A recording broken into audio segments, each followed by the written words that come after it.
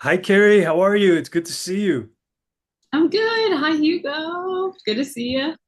I'm really glad that you're with me and Destino today. I really wanted to cover the work that you've done specifically on Frasier. But before we do that, I wanted to hit you with some rapid fire questions, if that's okay. That sounds good. Uh, I wanted to know what was one of the first shows that really connected with you when you were younger?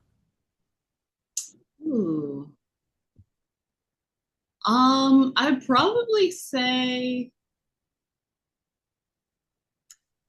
I watched a lot of PBS growing up, Okay. so I was a PBS kid.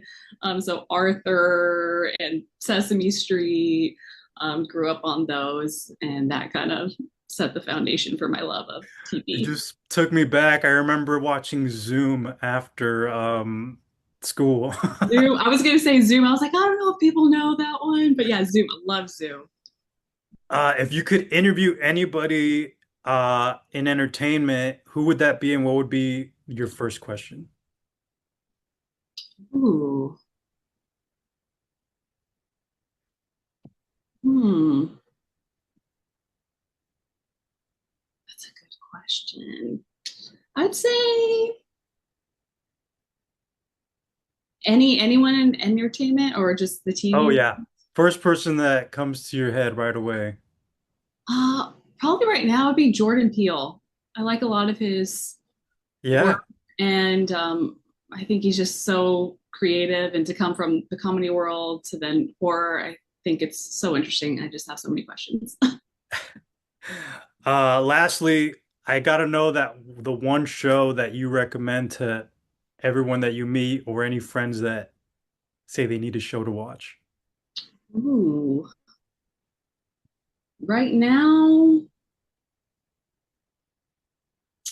I would say Abbott Elementary. Yeah. It's just a fun, lighthearted show. It always makes me laugh, and the characters are hilarious. Great, perfect. Thank you for those answers. Well, can we start right off the bat with your name and what you do? Sure, my name is Carrie Herrera, and I am a post production coordinator mostly for sitcoms.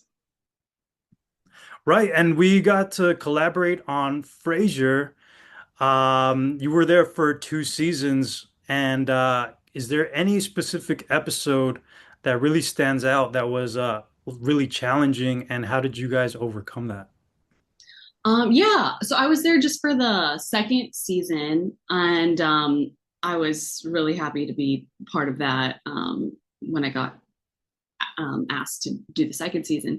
And I think a challenging episode would have been there was one, it was the Cape Cod episode. I forgot the exact name of the episode, but we essentially had to shoot it like we were in Cape Cod. And so we had to make sure the background looked like we were in Cape Cod. We had a background screen that was there on set, but then in post, we also had to make sure it looked accurate, made sure it matched and the coloring. And so that was kind of challenging to make sure that it all looked like it was believable, like we were in Cape Cod. Yeah, because we were definitely in a soundstage. We're indoor cats, like we used to say for sitcoms. But I think the end result looked really great. It definitely looked like we went out to the beach, and yeah, that was very cool. Can you take us through what it's like from day one to day five on this specific episode? Yeah, so a typical week in a multicam show for post production, and from my perspective as a coordinator, would be the first day was a production meeting and a table read. And so, usually before the table read, all the departments will come together and we'll go through the script chronologically and discuss if there's any important details that we might need to pay attention to or address. And so for posts specifically, I'll read through the script before the production meeting and see if there's any like sound effects we might need or the stage might need, whether there's any special effects that happen in the episode. Luckily, in sitcoms, there's not a lot of special effects, so we don't see that too often, but occasionally there's some. And then if there's anything like music, we might note that. So those are things I'm looking for when I read the script primarily. And then we'll have the production meeting, and then the actors will come in along with all the departments, and we'll read through the script from beginning to end. And if there's any notes, we will keep track of that. And then we'll go and start addressing anything we need to find for the actual episode. So special effect, sound effects, stock footage. A lot of times I'll need to find a shot if we're going something, yeah, like to the beach or something, or we're in a city, then I might need to find something online where we can make it seem like it's in the city or at the beach. Sometimes when there's not anything that exists to really make it look like that, we will outsource and find a production company or a videographer who will go out and shoot that for us. But usually we'll know ahead of time before the episode if that's going to be coming up. So those are kind of things we do the first few days. Tuesday or the second day is usually a run through on set, and we'll go to that, make note of anything that might change. The third day, also going to a run through, making note of any changes in the script that have to do with post production. And then the fourth day usually is block and shoot, and we're shooting not in front of an audience. And the day before that is when I get everything ready for stage. So on the third day after the run through, I'll make sure to bring back all the camera cards. So the cards that we actually shoot the footage on, I'll make sure those are all cleared, good with the editors. They have everything they need. Bring them back to the camera room and make sure they're ready to go for the camera department. And I'll bring the sound drives for the recordists that are recording the episode up in the sound booths. Make sure that they have those drives ready to go. If the sound mixer, who's also in the sound booth, needs any specific music cues or sound effect cues, that we give it to them. It used to be on CDs, but now we usually just email it to them. And yeah, I think those are the main things to get ready for the shoot day the next day. So then the next day, the fourth day, when we are actually shooting, we'll make sure to go in the morning, just do our rounds, make sure everyone's good. All the camera department has everything they need. Sometimes we'll kind of let them know when we're planning on breaking the cards, which means taking out the cards once they're full and bringing them back to the editors. So we usually like to break the camera cards after we get through a whole scene. So sometimes we can shoot 2-3 scenes in one load. It's called a load, camera load. And sometimes it's just one scene. If we really need the footage back quickly, then we'll pull the cards, and then the camera assistants will put in new cards, and then I'll take that footage, bring it back to the assistant editor. The assistant editor ingests them, gets them all ready for the editor, and then the editor will start working on those episodes scenes, because sometimes then the next day, the fifth day, is when we shoot in front of a live studio audience. And sometimes we play back that footage of a scene for the audience so that they know what's going on chronologically in the show, because we shoot the show from beginning to end in that order. So if we've already shot, say, scene B, and then we're jumping to scene C, and the audience doesn't know what's going on, they kind of need to be brief. So we will have already edited that scene and we'll show it back to the audience. So the editor is working pretty quickly on the fourth night into the fifth day. So we're making sure all that looks good.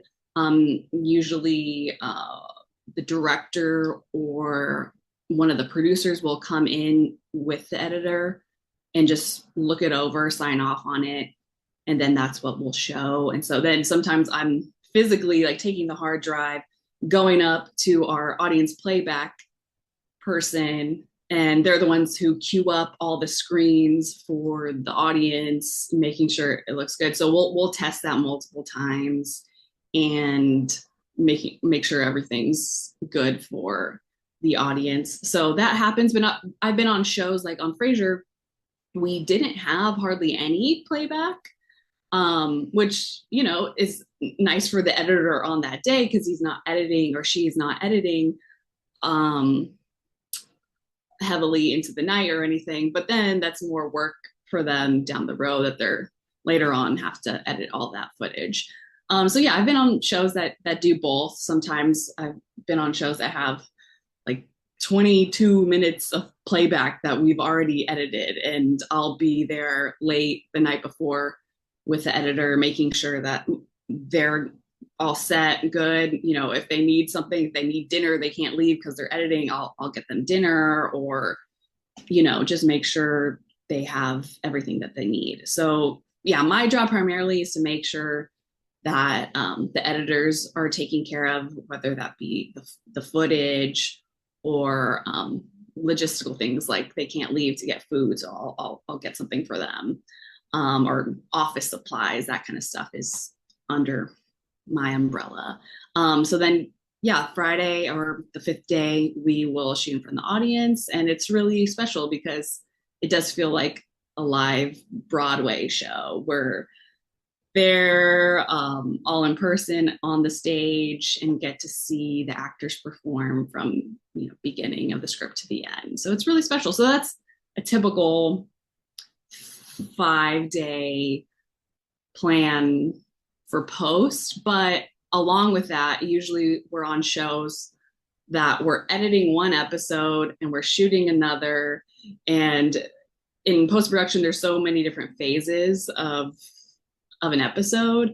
And so we might be sending out a producer's cut of episode 104, but we're shooting 107. So it's a lot to track, and we have systems where we're tracking where everything is, where all our hard drives are. So that's something else I do, is just tracking all the moving parts. So it can be kind of hectic at times because there's a lot of things going on at once. And then also in our hiatus weeks, which are weeks where we're not actually filming an episode, some people I'm not super familiar with what the stage is. I know sometimes they go to other shows, shoot other shows. But for us in post-production, it's a busy time because we are editing all the footage and getting everything ready for all our vendors, everyone else. So hiatus weeks are sometimes a busier time for us. So that's kind of what a typical week looks like. And I know there's more, but that's kind of just the overview. Yeah, no, it's definitely really rewarding, especially being on a sitcom because it does feel like we're putting on a play. And yeah, it's very important for you and your position to make sure that everything runs also very smoothly as far as like for your department, because your editor and the rest of your team should feel like you're making their job easier. Right. Yeah, that's my primary goal. Mhm. And what are the departments that you collaborate the most? I would say, oh man, it's kind of everyone. Camera department probably it's the number one. Making sure we have the footage, that they have all their equipment, their camera cards back when we're ready to shoot, that they know when we're going to be taking the footage. And then, our editors too, everyone has different relationships with different departments, but um, our editors will, talk to the director of photography if there's something that needs to be lit a certain way.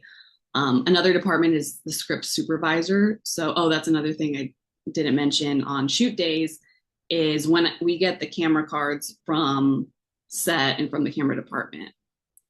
I'll also get the script pages that we shot from our script supervisor and bring those in also to our editor. And when I first started in post, usually was all physical copies.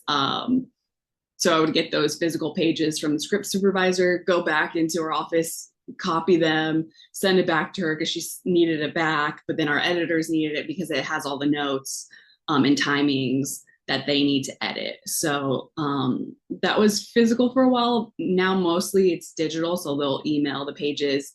But some editors still like them printed, so I'll print them out, put them in their binder, make sure they have all the pages, and I'll go over the script, make sure nothing's missing, because they need that to edit the footage. So we work with the script department, and then after we're done actually filming the show, we work with a lot of other departments. So sound mixing, color correction, titling, so putting the actual text onto the episode.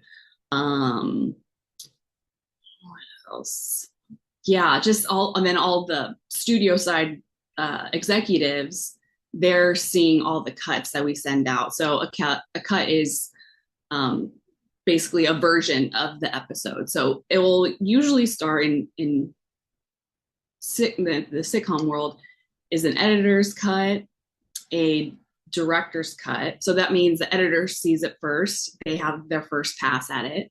And then we'll send that to the director. The director will have their pass at it. Then we'll send it to the producers. They'll have their pass. There might be a few different other producer cuts. And then we'll send it to the studio, then the network. And then sometimes there's one or two more. So it can go through many different cuts and versions of each episode until it finally gets on the screen. So that's why when you see a show, like you might film a show and then you'll see it on there and you're like, wait, we shot this scene, but it's not in there. Or so a lot happens from when we film it to when it airs. And a lot of people have their eyes on it.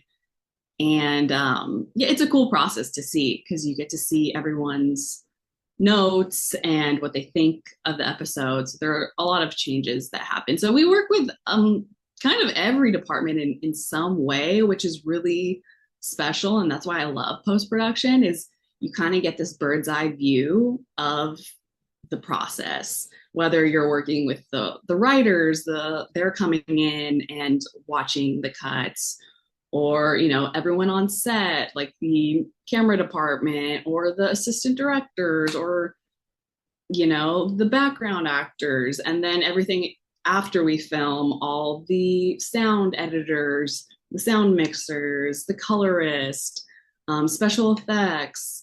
We get to kind of work with everyone, which is really, really cool. Yeah, this is a really great position for those people that are very interested in like getting to know every department and what they contribute to the show, or if they're just trying to find their footing as well, if they it's just kind of to get their feet wet a little bit. But as well as to be in that room with the director and like you said, the writers, and to be able to see their side of what they contribute as well. Exactly. What would say are the programs that you guys use? And also, is there a catalog that you guys specifically use to capture that B-roll or any type of clips that you might need? So our editors usually edit on Avid software. That's what I'm familiar with, but I know there are other editing software, software out there.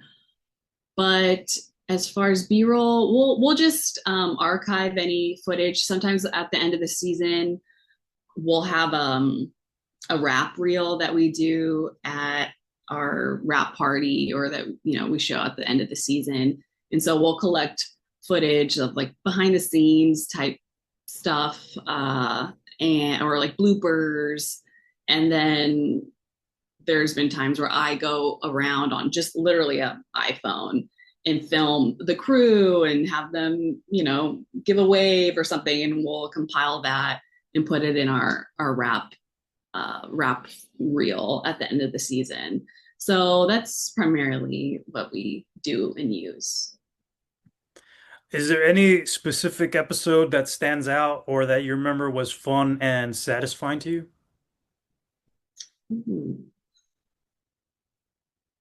I I can't think of one specific one, but I remember the Cape Cod one, which was cool because it felt like we were in a different area. The set was so different, so that was fun.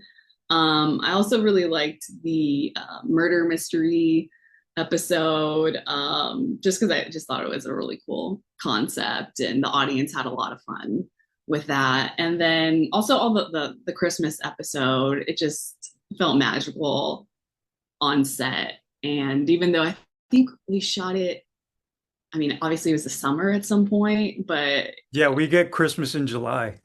yeah, Christmas is July. I think, yeah, it was July.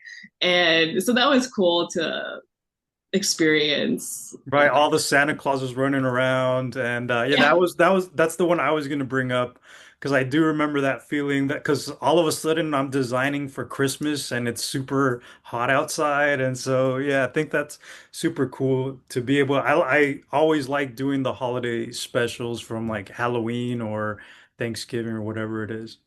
exactly. Yeah. So, yeah, now that I think about it, probably the Christmas episode Mhm. that was special. Yeah. Well, we also got to work on a pilot, Zarna, and how would you compare a show like Frasier to a new show like Zarna? Yeah, that's a good question. So pilots are usually more fast paced in terms of getting everything done in a short amount of time. So that could be just a few weeks to a few months for one episode.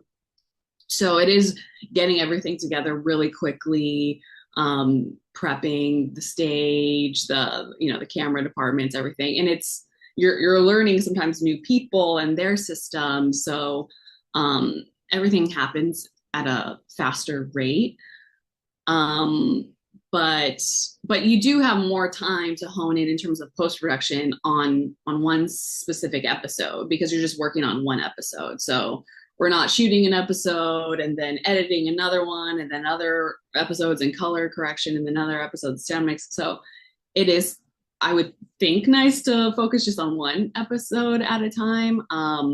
But there are time constraints with that. So I would say the biggest difference is the time, and then that at the end of it, you don't know if it's going to be picked up for a full season or what will happen.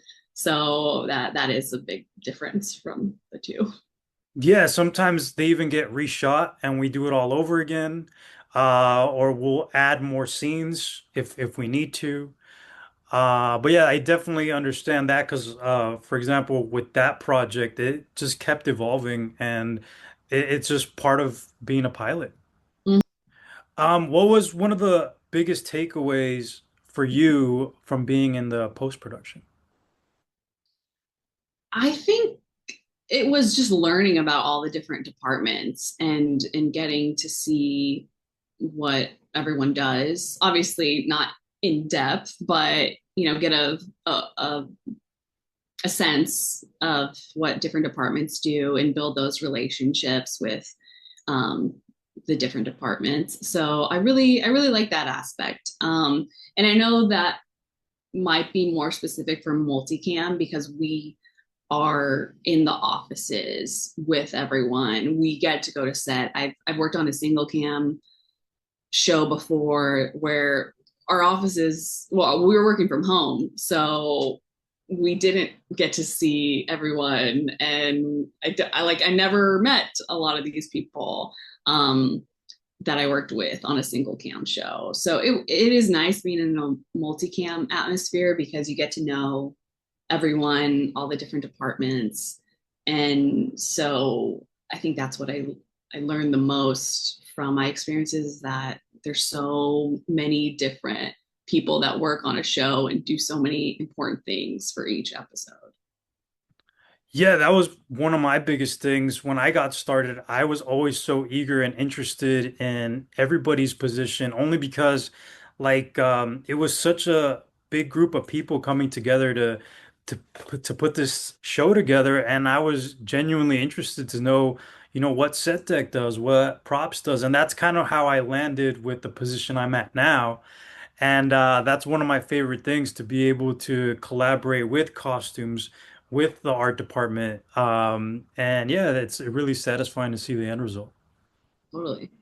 Well, what got you interested to work in entertainment? Yeah, when I was younger, my godmother had worked at Warner Brothers. She worked in the mailroom and then she worked her way up into more of like public relations side of things. And I just remember thinking, oh, that was so cool. And I went to set a few times with her, and it was just so special. The behind the scenes, I love the behind the scenes of it all, and the movie magic, if you will, of it. I thought it was so cool how to make, you know, a set look like you were in France and you were in the Burbank, Warner Brothers back lot. And I thought that was really, really special. And then too, I acted a lot growing up and did a lot of theater, and the arts always interested me. And I thought, oh, like maybe I'll work in film and TV when I get older, but I wasn't sure exactly what I wanted to do. And so I thought maybe like when I was in college, I thought, oh, I'll do PR, like entertainment PR. That's a good way to be in it, but maybe not a director or a writer or actor, things that I had seen before. Um, so that's kind of how I got into it. I was exposed to it at an early age, but then I moved from LA when I was 11, so I always dreamt of coming back and working in the entertainment industry. So I did go to college back here in Los Angeles, and so yeah, that was always in the back of my mind to work. In the beginnings, did you have any mentors or anybody that you looked up to or had any influence in your path? Yeah, definitely my godmother working at Warner Brothers. But then once I got into the industry too,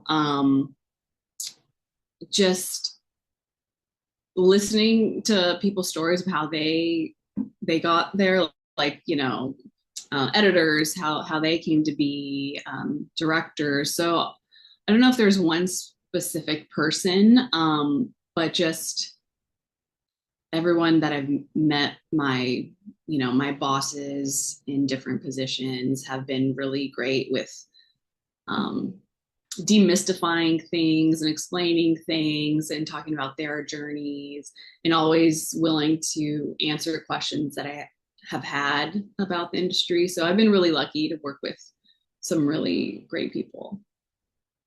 Yeah, there's been a lot of people that I've talked to along the way that you just start realizing that there's no right way of doing things and everybody has their own story.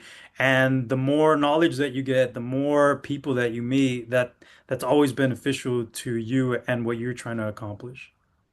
What would you say is the best way to network and meet people and build a community? I think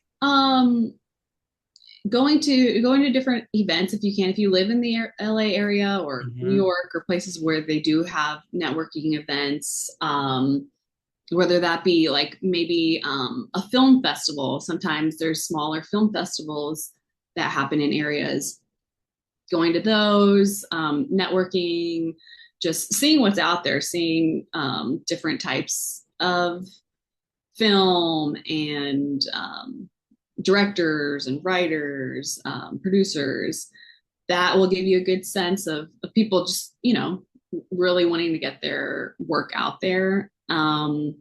Sometimes there's like Facebook groups I know of, that you can, collaborate with other people who are in the entertainment world. If you're a writer, maybe there's a writers group in your area or online that meets via Zoom. Classes too are a good way. Like if you do want to go down, this is, I guess, more writing specific or acting, getting into classes and networking in those areas.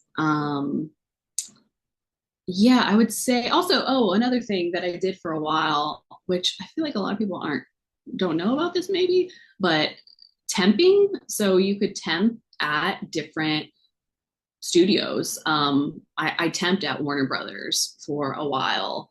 And, I know there was, I think with Fox, at the Fox lot, they had, temporary workers.